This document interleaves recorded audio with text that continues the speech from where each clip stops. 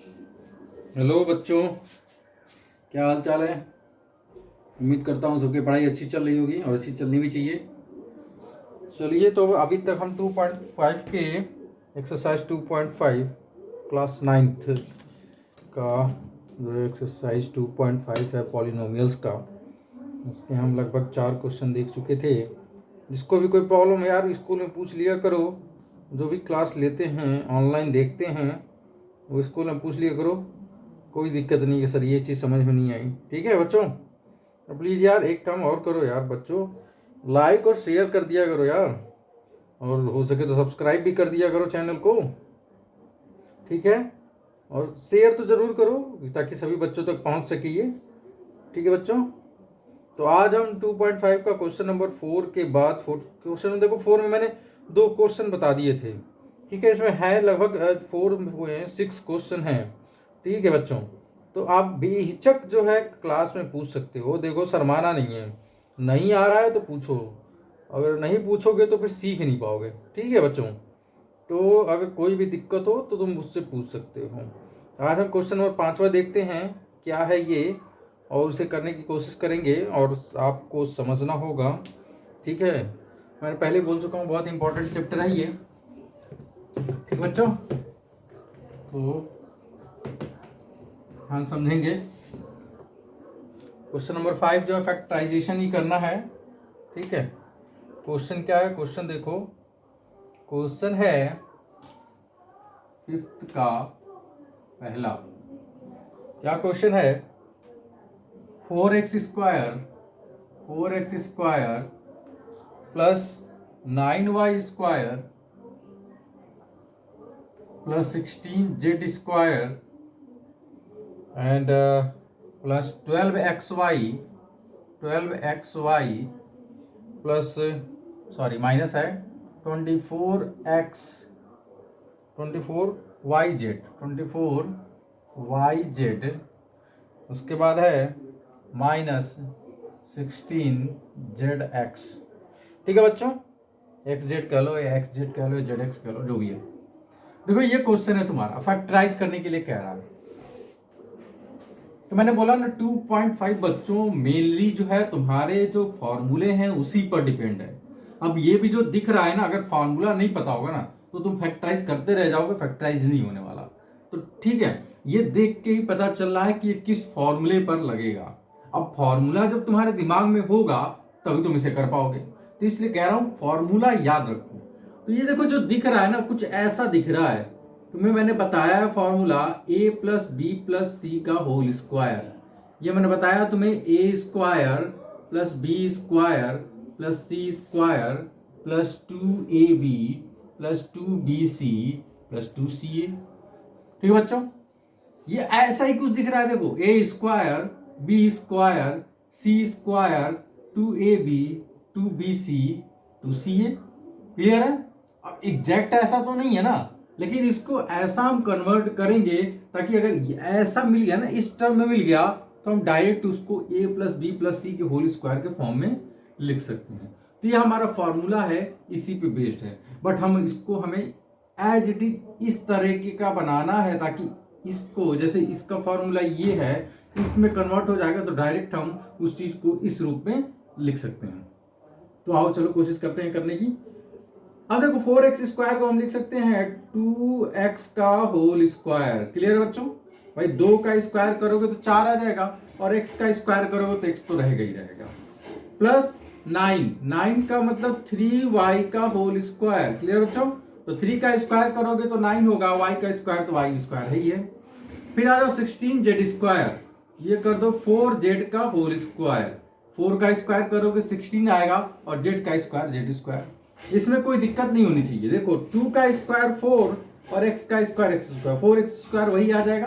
मैंने whole square लिखा है क्योंकि मुझे इस रूप में कन्वर्ट करना है। देखो, a की जगह देखो ये आ गया, a पूरा a का स्क्वायर है, ये देखो 2x का होल स्क्वायर आ गया, तो 3y का स्क्वायर आ गया एंड 4z का स्क्वायर आ गया। क्लियर बच्चों।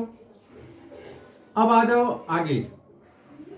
अब जो है थोड़ा सोचना होगा, यहां तक तो हमने कर दिया, ये चीज दिख रहा है, बट यहां पर अब थोड़ा सोचना होगा। क्या, क्योंकि यहां माइनस है। क्लियर है। तो जो हमने ये जो किया है ना, इसमें कुछ न कुछ संशोधन करना पड़ेगा, वो हमें आगे पता चलेगा। कैसे पता चलेगा देखते हैं। देखो यहाँ पे क्या है, 2 इंटू ए इंटू बी है, तो ये लिख दो 2। क्लियर है। अब 2 इंटू ए की जगह हमारा 2x है, चलो ये चल जाएगा, 2x हो गया। अच्छा बी की जगह 3y है, चलो ये भी लिख दो 3y हो गया। क्लियर है। अच्छा मल्टीप्लाई करोगे तो 2 2 जब 4 4 3 12, 2 2 4 3 12, 12 आ गया। xy भी आ गया, मतलब यहां तक ठीक है, प्लस है 12 xy आ रहा है, मतलब हमने जो फैक्टर किया वो सही है। चलो अगले में आते हैं हम। 24yz आना चाहिए और माइनस आना चाहिए। हमारा जो अभी तक जो चल रहा है प्रोसेस, उसमें कहीं भी माइनस नहीं आया है, तो जरूर कहीं ना कहीं मुझे कुछ संशोधन करना पड़ेगा। चलो देखते हैं। अच्छा 2bc, 2 लिख दिया। क्लियर है। चलो b की जगह क्या है, b की जगह देखो 3y है, तो ये 3y लिख दिया। क्लियर है। अच्छा c की जगह क्या है, सॉरी bc, हाँ c की जगह क्या है 4z, चलो ये भी लिख दिया। अब यहाँ देखो 2 3 6 6 चौको 24। क्लियर है। 24 आ गया। क्लियर, डन है। y और z आ गया, ये भी डन है, लेकिन माइनस नहीं आया बच्चों।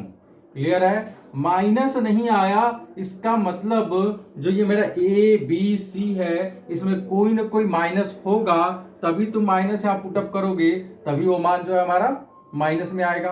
अच्छा अब देखो, इसका सबसे आसान तरीका जो ज्ञात करने का होता है कि माइनस में ये वाला नंबर है या ये वाला नंबर है, तो इन दोनों में देखो कॉमन कौन सा है, इन दोनों में देखो कॉमन कौन सा कांस्टेंट टर्म है, तो वो तुम्हें जो दिख रहा है वो z है। यहां भी z दिख रहा है और यहां भी z दिख रहा है, दिखा दोनों जगह कॉमन। देखो z यहां भी है और z यहां भी है, इसका मतलब ये जो टर्म है कौन सा 4z वाला, ये कहीं ना कहीं ये माइनस में होगा। क्लियर है। अब देखो, अब आ जाओ फिर से यहाँ पे। अब ये जो हमने ये पुटअप किया था 4zc की जगह पे, अगर मैं यहाँ क्या पुटअप कर दूं, इंटू का -4z। अब मल्टीप्लाई करके देखो, 2 3 6 6 चौको 24, ये तो आ ही रहा था। अब ये माइनस और ये प्लस मिलके क्या हो जाएंगे बच्चों, माइनस हो जाएंगे, मतलब ये वाली वैल्यू मिल गई मुझे। क्लियर है। अब एक और लास्ट वाला स्टेप, 2 इंटू सी ए, सी क्या हमने ले लिया था माइनस का 4z, तो माइनस का 4z ले लिया सी। ठीक है। फिर ए, ये क्या हो गया, ये 2x हो गया। क्लियर है बच्चों। अब देखो 2 चौको 8, 8 दूनी 16 आ गया, माइनस का 16, और z भी आ गया और x भी आ गया। इसका मतलब अब जो हमने जो फैक्टराइजेशन किया है वो बिल्कुल सही है, क्योंकि हमें माइनस मिल गया। देखो यहाँ भी माइनस मिल गया, यहाँ चाहिए था माइनस, तो यहाँ मुझे देखो इसको खोलने पर 2 3 6 6 को 24, y into Z, Y Z, minus और प्लस का मल्टीप्लाई कर देंगे, माइनस का वाई जेड मिल जाएगा, मतलब 24 वाई जेड यहाँ से मिल गया। फिर ये देखो 2 चौको 8, 8 दूनी 16, ये भी जेड एक्स मिल गया, माइनस का जेड एक्स। क्लियर है बच्चों। तो हमने जब c की जगह -4z रखा तो हमें ये पूरी वैल्यू मिल गई। अब इसका मतलब ये है कि इस पूरे टर्म को हम जो ये हमने एक्सपेंड किया है या जो हमने फैक्टराइज किया है, इसको कैसे लिख सकते हैं, a की जगह क्या हो गया, देखो a की जगह क्या हो गया 2x, b की जगह क्या हो गया 3y, एंड c की जगह क्या हो गया माइनस का 4z। इसका मतलब हम इसको अब डायरेक्टली लिख सकते हैं 2x plus 3y minus 4z का होल स्क्वायर। क्लियर है बच्चों। देखो इसको जब ओपन करोगे तो फिर ये पूरी वैल्यू यही आएगी, मतलब इस टर्म को हमने इस रूप में लिख दिया, क्योंकि यहाँ भी देखो इस पूरे टर्म को हम यही तो लिखे थे, मतलब इस फॉर्मूले को, मतलब इस पूरे का होल स्क्वायर करते हैं तो हमें ऐसे रूप में मिलता है ये फॉर्मूला, तो मतलब इसी चीज को हम ये भी लिख सकते हैं। तो वही चीज है यहाँ, ये चीज हमें इस रूप में मिली है, a square plus B square plus C square plus 2 into A into B plus 2 into B into C and plus 2 into C into A. Clear है। तो इसलिए हम इसको इस रूप में लिख सकते हैं, एक प्रकार से फॉर्मूले में कन्वर्ट हो गया। अच्छा ये 2 लिखा हुआ है तो इसको दो भाग में लिख सकते हो, एक ब्रैकेट में 2x plus 3y minus 4z, फिर दूसरे ब्रैकेट में भी चूंकि इसी का स्क्वायर है तो यही चीज एक बार और लिख दो 2x plus 3y minus 4z। तो बच्चों ये आपका आंसर हो गया। ठीक है। किसी प्रकार की कोई दिक्कत हो आप क्लास में पूछना, मैं जरूर बताऊंगा। ठीक है बहुत ही इंपॉर्टेंट चैप्टर और बहुत ही अच्छा क्वेश्चन है ये। ठीक है। आगे भी आप अगर कंपटीशन की तैयारी करते हो ना, आगे जाके करोगे अगर, तो इस फॉर्मूले का बहुत ही उपयोग होने वाला है, तो इसलिए आप बढ़िया तरीके से इसको पढ़ो और समझो। ये हो गया। अब अगले क्वेश्चन पे चलते हैं, देखते हैं क्या है। देखो इसका दूसरा क्वेश्चन थोड़ा सा रूट में है, उसको लगाने की कोशिश करना है, वो भी आसान ऐसा ही है, बस कन्वर्ट करना है किसी तरह से, आपको फॉर्मूले में लेकर आना है। फॉर्मूले में लेकर आ जाओगे तो समझ लो आपका काम बन गया। ठीक है बच्चों, फॉर्मूले में आना चाहिए, फॉर्मूले में जैसे ही आएगा आपका काम बन जाएगा। ठीक है, कहीं भी कोई दिक्कत हो तो आप जरूर पूछ लेना। चलो अगले क्वेश्चन पे आते हैं, छठवें क्वेश्चन पे। ये क्या है, ये तो बहुत और इजी है। छठवां क्वेश्चन देखते हैं। छठवां क्वेश्चन क्या कह रहा है। प्लीज बच्चों वीडियो को शेयर जरूर करो लोगों को, जो भी आपके जानकारी में है 9th क्लास में। ठीक है, और जो भी पढ़ना चाहते हैं उनको शेयर करो, और प्लीज चैनल को सब्सक्राइब भी कर दो। ठीक है बच्चों। अच्छा, क्वेश्चन नंबर 6 क्या कह रहा है। क्वेश्चन नंबर 6 में है पहला 2x+1 का होल क्यूब। ठीक है बच्चों, चलो मैं 2x+1 का होल क्यूब नहीं लगाता हूँ। ये अगर मैं शायद थर्ड बता दूँ तो शायद ये भी चेक कर लें, या पहला और तीसरा दोनों बता दूँ। चलो पहला और तीसरा दोनों बता देता हूँ। पहला है 2x+1 का होल क्यूब। ठीक है बच्चों, जैसा कि मैं पहले से कहता आ रहा हूँ, ये पूरा चैप्टर ही फॉर्मूले पे बेस्ड है। अब ये देख के ही लग रहा है, ये एक फार्मूला होता है कौन सा, a+b का होल क्यूब। क्लियर है बच्चों, तो उस पर ये बेस्ड है। a³ + b³ + 3a²b + 3ab²। ठीक है बच्चों, ये फॉर्मूला है तुम्हारा, इसी पे बेस्ड ये है। डायरेक्ट इसी फॉर्मूले पे लगा दो, आंसर आ जाएगा। ठीक है, a की जगह क्या है, इस फॉर्मूले से कंपेयर करो। a की जगह क्या है तुम्हारा, 2x है। क्लियर है बच्चों। b की जगह क्या है तुम्हारा, 1 है। अब फॉर्मूले मैं पुटअप करता हूँ, देखो a की जगह कंपेयर जब हमने कराया इसको तो a की जगह देखो 2x मिला, और b की जगह देखो बच्चों 1 मिला। क्लियर है बच्चों, a की जगह 2x मिल गया और b की जगह 1 मिल गया। अब हम यहाँ पुटअप करेंगे। ठीक है, a की जगह पुटअप करो 2x, तो 2x तुमने पुटअप किया होल क्यूब। देख लो ये इसी फॉर्मूले पुट कर रहा हूँ मैं।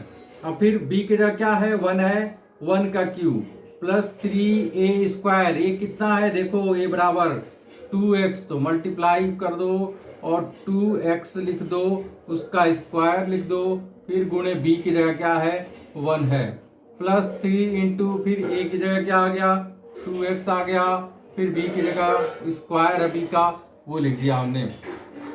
अब 2 का क्यूब क्या होगा, 2 का क्यूब मतलब 2 × 2 × 2, मतलब जितना पावर हो उतनी बार गुणा, तो 2 दूनी 4, 4 दूनी 8। ठीक है बच्चों, तो ये हो जाएगा 8x³ भाई इसका ओपन करोगे तो दो संख्याएं एक साथ हैं, एक क्या है कांस्टेंट टर्म है, एक कांस्टेंट टर्म है, एक वेरिएबल टर्म है। ठीक है, एक अचर पद है, एक चर पद है, तो दोनों का क्यूब करोगे तो 2 का क्यूब मतलब 2 × 2 × 2, 2 दूनी 4 दूनी 8 हो गया। x का क्यूब तो x का क्यूब ही रहेगा। अच्छा, 1 का कोई भी नंबर कोई भी घात हो वो 1 ही रहता है, 1 के पावर कितना भी घात होगा वो 1 ही आएगा। तो ये 1 हो गया, प्लस यहाँ आ जाओ 3 गुणे ये 2x का होल स्क्वायर है, इसका मतलब 2 का स्क्वायर करोगे तो 4 और x का स्क्वायर करोगे तो x ही होगा। और इस 1 का कोई बहुत ज्यादा इंपॉर्टेंस नहीं होता है फिलहाल ऐसी जगहों पे, क्योंकि 1 का मल्टीप्लाई करोगे तो एज इट इज वही नंबर आ जाता है, तो 1 छोड़ ही दो फिर। और फिर यहाँ आ जाओ 3 दूना 6x, 1 का स्क्वायर फिर आ गया तो 1 का स्क्वायर 1 ही होगा, 1 से मल्टीप्लाई करोगे तो वही संख्या आ जाएगी, 3 दूना 6x हो गया। अब फिर देख लो क्या हो सकता है, 8x³ + 1 + 3 चौको 12। ठीक है बच्चों, 12x² + 6x। ठीक है बच्चों, ये तुम्हारा आ गया आंसर। अब कोई भी दिक्कत हो आप क्लास में पूछ सकते हो, बहुत ही आसान था। देखो इसी फॉर्मूले पे डायरेक्ट बेस्ड था, मैंने इसे कंपेयर कराया, a बराबर 2x हो गया और b बराबर 1 हो गया, ये हमने पुटअप कर दिया, ये आपका आंसर आ गया। ठीक है बच्चों, एक क्वेश्चन और देख लेते हैं थोड़ा सा, वो बट्टे से रिलेटेड है, थोड़ा बट्टे में दिया हुआ है उससे बच्चे थोड़ा डरते हैं, वो भी मैं एक बार समझा देता हूं ताकि उन्हें कोई दिक्कत ना हो।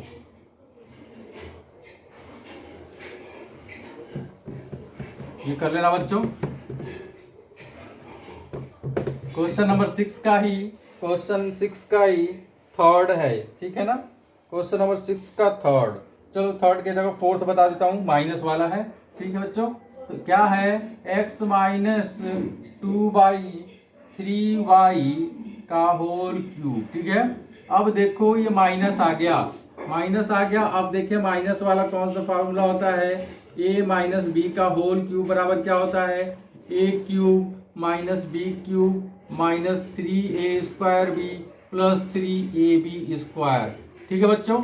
ये फॉर्मूला होता है, इस फॉर्मूले पे अब हम इसको लगाएंगे। अच्छा कंपेयर कराओ इससे, तो क्या आएगा, a बराबर क्या आ गया, x आ गया।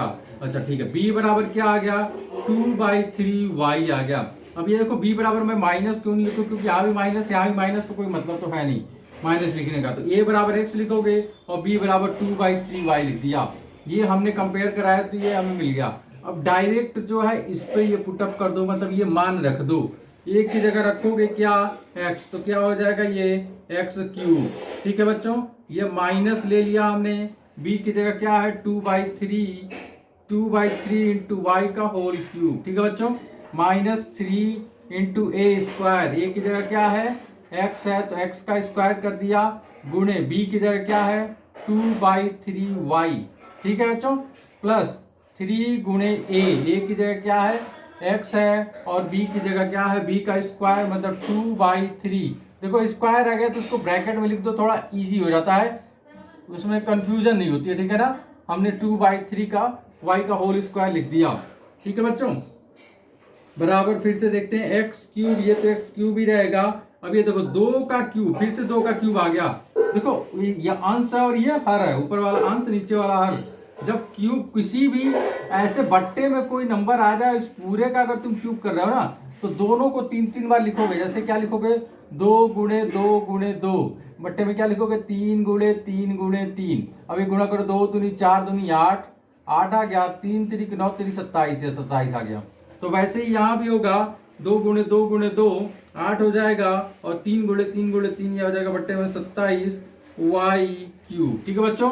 अब फिर यहाँ आ जाओ। अच्छा यहाँ देखो, अब यहाँ ध्यान देने वाली बात है, ये देखो बट्टे में कोई चीज अगर आती है और कोई चीज ऊपर मतलब अंश में हो और नीचे हर में हो और दोनों बराबर हो तो काट सकती हो, मतलब काटने वाला अगर है तो काट सकती हो, उसके टेबल में आता है तो काट सकती हो, ठीक है। अब बच क्या गया 2y(x²), तो यहाँ लिख सकते हो माइनस का 2y(x²), ठीक है बच्चों।